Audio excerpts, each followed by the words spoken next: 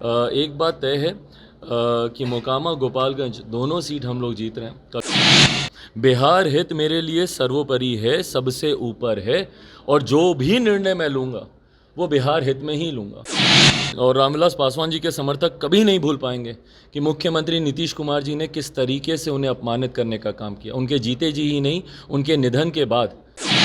नमस्कार, आप Bihar in shorts देख रहे हैं। मैं हूं परमवीर सिंह। चिराग पासवान मोकामा के बाद आज गोपालगंज जा रहे हैं। गोपालगंज जाने से पहले चिराग पासवान ने नीतीश कुमार पर जमकर पलटवार किया है। चिराग पासवान क्या कुछ कह रहे हैं वो वीडियो में देखिए। गोपालगंज जा रहे हैं, क्या स्थिति लग रही है दोनों सीटों पर? भाई, मैं कल मोकामा गया हूं, इसलिए मैं खुद व्यक्तिगत अनुभव से इस बात को कह सकता हूं। जो एक तरफा माहौल था, अगर आप उन दृश्यों को देखें, मैं अभी थोड़ी देर में कुछ वीडियोस भी अपने सोशल मीडिया प्लेटफॉर्म्स पे मैं शेयर करूंगा आप सबके साथ। मैंने कल, आप लोगों ने वैसे भी देखे होंगे सारी पिक्चर्स और वीडियोस, कल भी हम लोगों ने दिन भर डालते रहे, या जो भी मीडिया कर्मी जो मेरे साथ गए, या आप सबके जितने पत्रकार मित्र वहाँ पे होंगे, वो सब बताएंगे आपको इस बारे में। मतलब एक अनप्रेसिडेंटेड, और ये कहने के लिए नहीं, हकीकत में मैंने खुद अनुभव किया है कि एक अभूतपूर्व जन सैलाब कल वहाँ पे देखने को मिला। भाई, रोड शो 7-8 घंटे तक निरंतरता में चलता रहे, और 7-8 घंटे तक हम लोग सिर्फ गाड़ी पे खड़े रहे हैं। 1 मिनट की फुर्सत या 1 मिनट का पैच ऐसा नहीं था जहाँ पे कि मैं या प्रत्याशी वहाँ पे सोनम जी हम लोग बैठे हों या हम लोग रुके हों। ये जनता का प्यार दर्शाता है, और ये कहीं ना कहीं इस बात का एहसास दिलाता है कि आने वाले दिनों में जब चुनाव परिणाम 6 तारीख को आएंगे और 3 तारीख को जब मतदान होगा, एक बात तय है कि मोकामा गोपालगंज दोनों सीट हम लोग जीत रहे हैं। कल के रोड शो के बाद कई भाजपा के बड़े नेताओं का मुझे फ़ोन आया।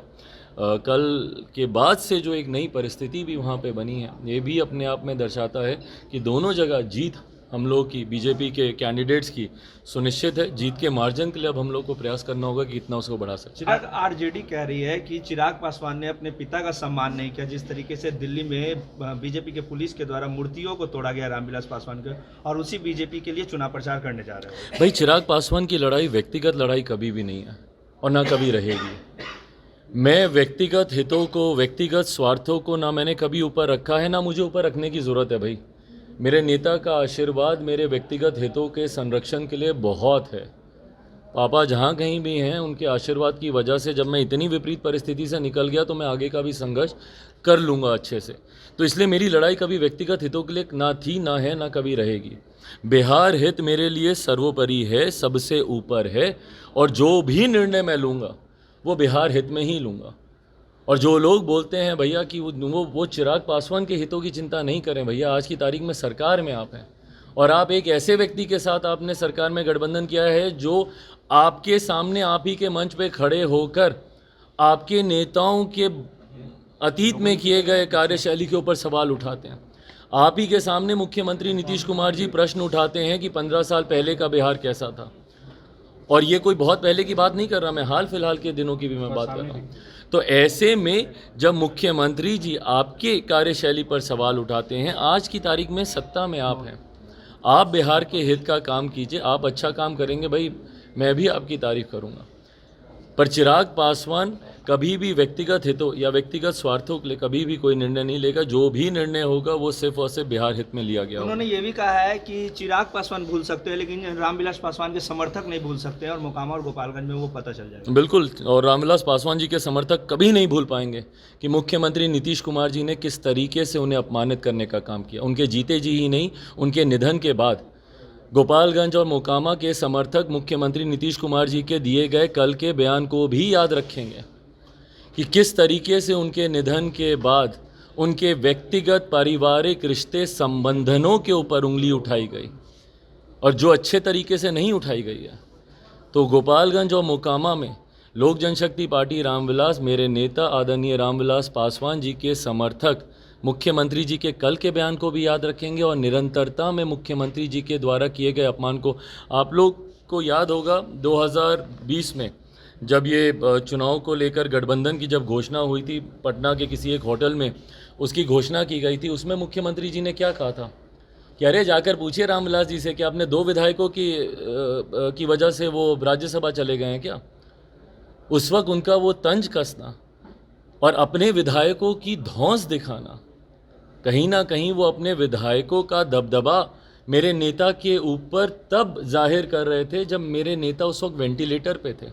उस वक्त मुख्यमंत्री जी बोल रहे थे कि जाकर पूछिए रामविलास जी से, अपने 2 विधायकों की वजह से चले गए।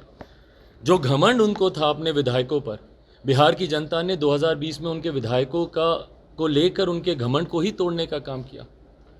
जो उस वक्त वो घमंड से बोलते थे कि हमारे इतने विधायक, हमारे विधायकों ने इनको जिताकर राज्यसभा भेजा, बिहार की जनता ने उनके विधायकों की संख्या आधी से ज़्यादा कम कर दी, तीसरे नंबर की पार्टी इनको बना दिया।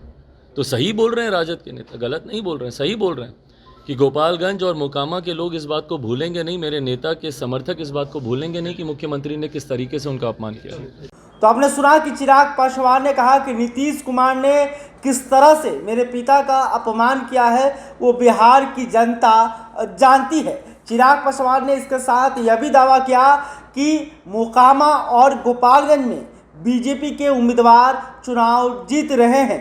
मोकामा में जब मैं गया तो लगातार 7 से 8 घंटे तक मैंने रोड शो किया और इस दौरान जो समर्थक हैं उनका प्यार मिला, लोगों का एक विश्वास देखने को मिला, जिससे यह साफ लग रहा है कि मोकामा और गोपालगंज में बीजेपी के उम्मीदवार जो है चुनाव जीत रहे हैं। तो चिराग पासवान ने बड़ा दावा कर दिया है।